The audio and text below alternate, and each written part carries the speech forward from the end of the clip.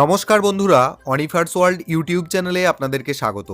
আজকের ভিডিওটি কোনো টিউটোরিয়াল ভিডিও নয়, বরং আজ চিটফান্ড কোম্পানিগুলি থেকে টাকা ফেরত বিষয়ে কিছু প্রশ্নের উত্তর আমি দেব। মোটামুটি 5 থেকে 6 ধরনের প্রশ্ন, যেটা প্রায় প্রত্যেকটি ইনভেস্টরের মাথায় ঘুরপাক খাচ্ছে। তো এই ধরনের 5 থেকে 6টা প্রশ্নের উত্তর তো আমি দেবই, সাথে সাথে আপনারা যদি ভিডিওটি শেষ পর্যন্ত দেখেন, এমন অনেক প্রশ্ন ইনভেস্টরদের মনে ঘোরাফেরা করছে, যেই প্রশ্নগুলির উত্তর কিন্তু আপনারা এই ভিডিওর মাধ্যমে পেতে চলেছেন। তো এখন যে পোর্টালটি নিয়ে বা অনলাইন প্রসেসটি নিয়ে সামাজিক মাধ্যমে সবচেয়ে বেশি আলোড়ন তৈরি হয়েছে, সেটা কিন্তু আজকের ঘটনা নয়। এই পোর্টালটা আদালতের নির্দেশে 2020 সাল থেকে অ্যাক্টিভ রয়েছে। অর্থাৎ 2020 সাল থেকেই চিটফান্ডে ক্ষতিগ্রস্ত আমানতকারীদের টাকা ফেরতের প্রক্রিয়াটা শুরু হয়েছে। তো কেউ যদি ভাবেন এই এসপি তালুকদার কমিটি এই ওয়েবসাইটে এসে বা পোর্টালে ভিজিট করলেই বা অ্যাপ্লিকেশন করলেই সাথে সাথে 1-2 মাসের মধ্যে আপনারা টাকা পেয়ে যাবেন, তাহলে কিন্তু সম্পূর্ণ ভুল ধারণা আপনাদের। আবেদন করার পর যে আপনি টাকা ফেরত পাবেনই, সেটারও কিন্তু কোনো নিশ্চয়তা নেই। মানে আবেদনের পর আপনাকে একটা লম্বা সময় অপেক্ষা করতে হবে। মানে যে সমস্ত ইনভেস্টর বর্তমানে হুড়মুড়িয়ে অ্যাপ্লিকেশন করছেন, তারা যে খুব দ্রুততার সাথে টাকা পেয়ে যাবেন, এমন কিন্তু মোটেও ভাববেন না। তো তাহলে এবার আমরা জেনে নেব এই যে জাস্টিস এসপি তালুকদার কমিটি এবং তার সাথে চিটফান্ডের যে সম্পর্ক, সেই আসল ব্যাপারটা কি রয়েছে। কারণ আদালতের নির্দেশ অনুযায়ী জাস্টিস শ্যামল কুমার তালুকদারের নেতৃত্বে গঠিত এই কমিটি পশ্চিমবঙ্গে চিটফান্ড কেলেঙ্কারিতে ক্ষতিগ্রস্ত ইনভেস্টরদের টাকা ফেরতের প্রক্রিয়া তদারকির জন্য গঠন করা হয়েছে একটি বিচার বিভাগীয় কমিটি। তো এই কমিটির উদ্দেশ্য কি? কমিটির উদ্দেশ্য 3টি। প্রথমত, চিটফান্ড সংস্থাগুলির মাধ্যমে যে সমস্ত সাধারণ মানুষ প্রতারিত হয়েছেন তাদের টাকা ফেরত দেওয়া। দ্বিতীয়ত, বাজেয়াপ্ত সম্পত্তি এবং অর্থ সঠিকভাবে আইডেন্টিফাই করা এবং সেগুলিকে বন্টন সুনিশ্চিত করা। আর 3 নম্বর, এই টোটাল প্রক্রিয়াটা যাতে স্বচ্ছতা এবং আইনি নজরদারির মধ্যে করা যায়, সেই সমস্ত জিনিসকে বজায় রাখা। এবার আসছি যে এই কমিটি অর্থাৎ জাস্টিস এসপি তালুকদার কমিটির মূল দায়িত্বগুলি কি কি। 4টি দায়িত্ব রয়েছে। প্রথম দায়িত্ব হচ্ছে সম্পত্তি নিলাম করা। চিটফান্ড সংস্থাগুলোর থেকে যে সমস্ত সম্পত্তি বাজেয়াপ্ত করা হয়েছে, সেগুলো স্থাবর অস্থাবর সমস্ত সম্পত্তি, সেই সমস্ত সম্পত্তিকে অত্যন্ত স্বচ্ছতার সাথে নিলামের ব্যবস্থা করা। দ্বিতীয়ত হচ্ছে যে আমানতকারীদের চিহ্নিতকরণ, মানে কতজন টাকা হারিয়েছেন, কতজন ইনভেস্টর রয়েছেন অ্যাকচুয়ালি, এবং তাদের পাওনা কত, সেই সমস্ত কিছুই যাচাই করা হবে। তৃতীয়ত হচ্ছে অর্থ ফেরত দেওয়া, মানে যে সমস্ত স্থাবর অস্থাবর সম্পত্তিগুলো এই চিটফান্ড কোম্পানিগুলি রয়েছে, সেগুলিকে নিলাম করে তার থেকে যে টাকাটা পাওয়া যাবে, সেই টাকাটা দিয়ে ধাপে ধাপে আমানতকারীদের টাকা ফেরত দেওয়ার প্রক্রিয়া পরিচালনা করা। অর্থাৎ একবারেই অ্যাট এ টাইম ইনভেস্টররা যে টাকা ফেরত পেয়ে যাবেন যতটুকু উনি ডিপোজিট করেছিলেন, সেটা কিন্তু নয়। ধাপে ধাপে অল্প অল্প করে টাকা দেওয়ার প্রক্রিয়া সেটা কিন্তু শুরু হয়েছে। আর চতুর্থত, তদারকি করা। সেবি, এসইবিআই এবং রাজ্য সরকারের সহযোগিতায় পুরো রিফান্ড প্রক্রিয়ার ওপর নজরদারি করা। এই 4টি হচ্ছে এই এসপি তালুকদার কমিটির মূল দায়িত্বসমূহ।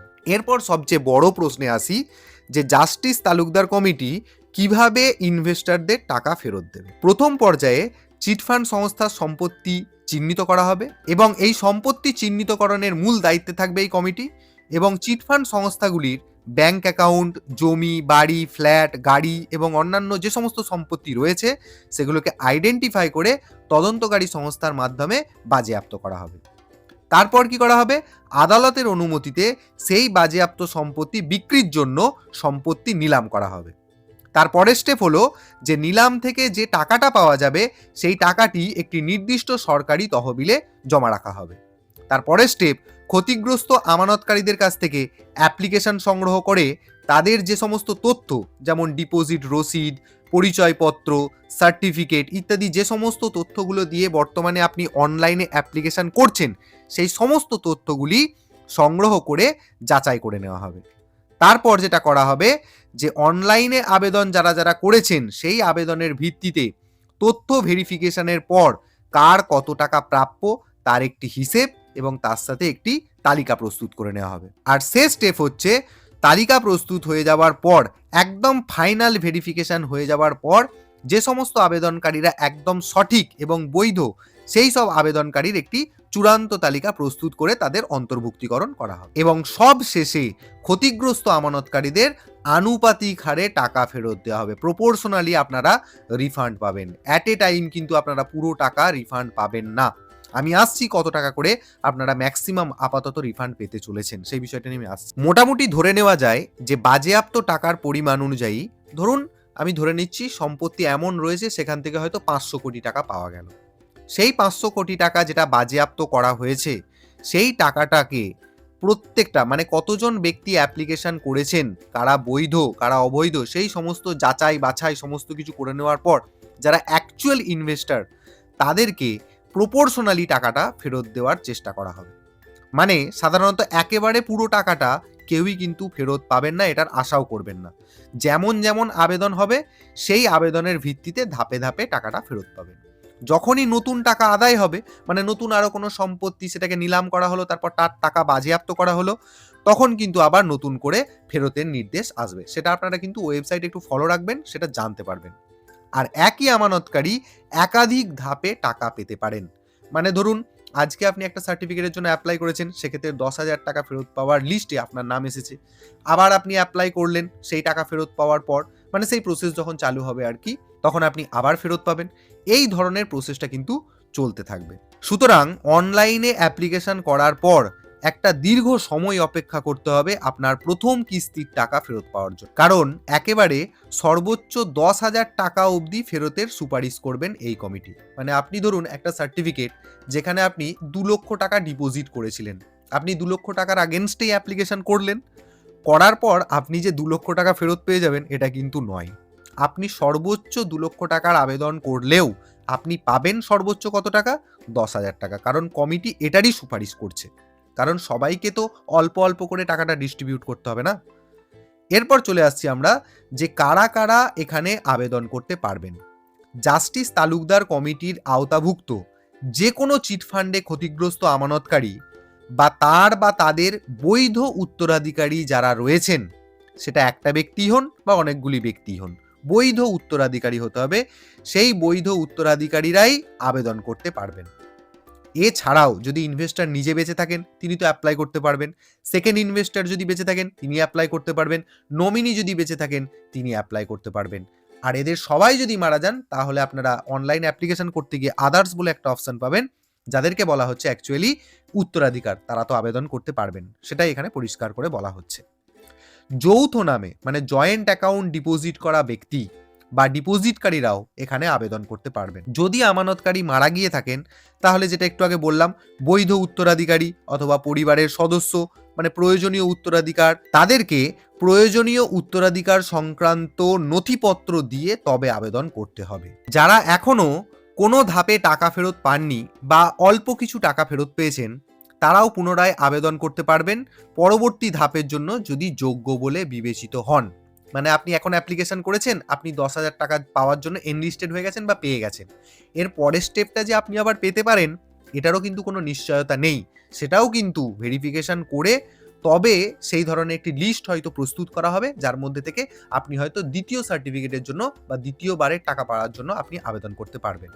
এরপর ব্যাপার হচ্ছে যে আবেদনকারীকে আবেদন করতে গেলে তার কাছে প্রয়োজনীয় কি কি আবশ্যিকভাবে থাকতেই হবে। যেমন টাকা ডিপোজিট যে করেছিলেন সেই ডিপোজিটের রসিদ থাকতে হবে, অরিজিনাল সার্টিফিকেট থাকতে হবে, ব্যাংকের পাসবই থাকতে হবে এবং পরিচয়পত্র হিসাবে অবশ্যই ভোটার কার্ড অথবা আধার কার্ড থাকতে হবে এবং ব্যাংক অ্যাকাউন্টের বিবরণ তো থাকতেই হবে। এই জিনিসগুলো থাকলে কিন্তু আপনি আবেদন করতে পারবেন। আর এছাড়াও ডেথ সার্টিফিকেটেরও কিন্তু প্রয়োজন লাগতে পারে, যে ক্ষেত্রে ইনভেস্টর মারা গেছেন বা সেকেন্ড ইনভেস্টর মারা গেছেন সেক্ষেত্রে ডেথ সার্টিফিকেটও লাগবে। এরপর চলে আসছি আমরা যে জাস্টিস তালুকদার কমিটি আপাতত যে যে কোম্পানিগুলোর টাকা ফেরত দেওয়ার উদ্যোগ বর্তমানে নিয়েছে সেগুলি কি কি।